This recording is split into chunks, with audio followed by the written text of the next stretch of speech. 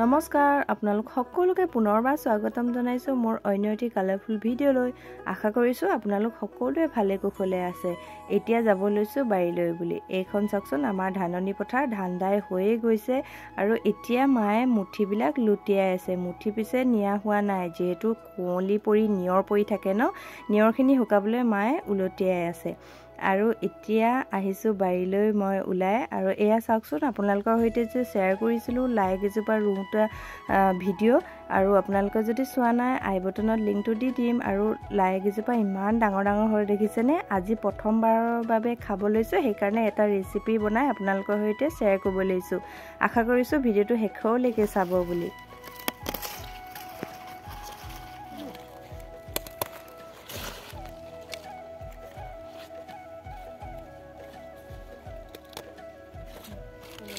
ঋতুকালীন শাক-পাচলি বাৰী লগতে ফুলনি বাৰী প্ৰত্যেক মহিলাৰ সাগে বহুত প্ৰিয় নহয়নে মোৰো প্ৰিয় দেই সেইকাৰণে হৰুকৈ এখন ফুলনি বাৰী লগতে শাকনি বাৰীও ৰাখি থৈছো যাতে মনটো ভাল লাগে ব্যস্ত হৈ থাকিব পাৰো আৰু আজি ৰান্ধিব লৈছো কণীৰ হৈতে লাইপাত নতুন এটা ইউনিক ৰেচিপি আশা কৰিছো আপোনালোকে সকলোৱে শেষলৈকে চাব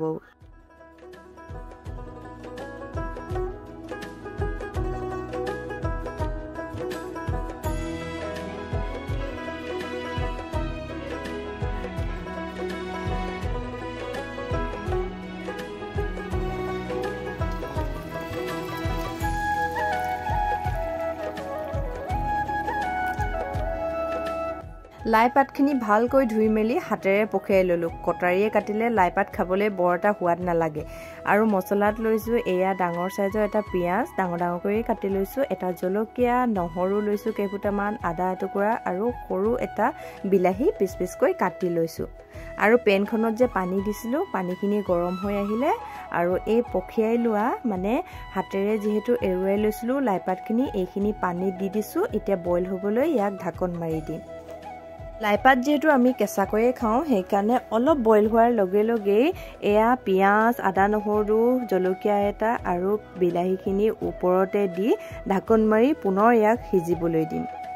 ভালকৈ বিলাহী পিয়াজ এখিনি সিজিবলৈ দিলো 5 মিনিট মানৰ কাৰণে উতলালো আৰু উতলা এটা পেনখনৰ পৰা এখন প্লেটত ঠাণ্ডা হ'বৰ কাৰণে উলিয়াই দিছো লগতে কণীকেইটাও বইল কৰি ললো আমি যেহেতু মানুহ 4 জন কণীকেইটাও হালধি আৰু নিমখ অকমান লগাই ফ্ৰাই কৰি লৈছো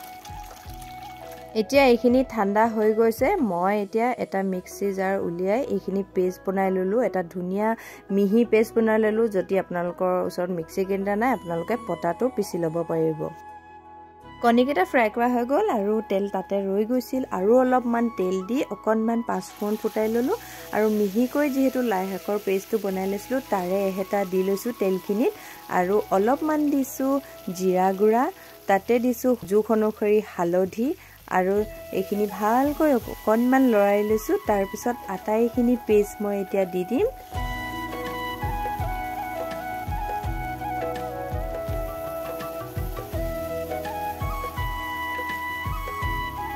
আটাইখিনি দিলো এতিয়া ভালকৈ লৰাই আছো নিমখ এতিয়ালৈকে দিয়া নাই আৰু পানীও দিয়া নাই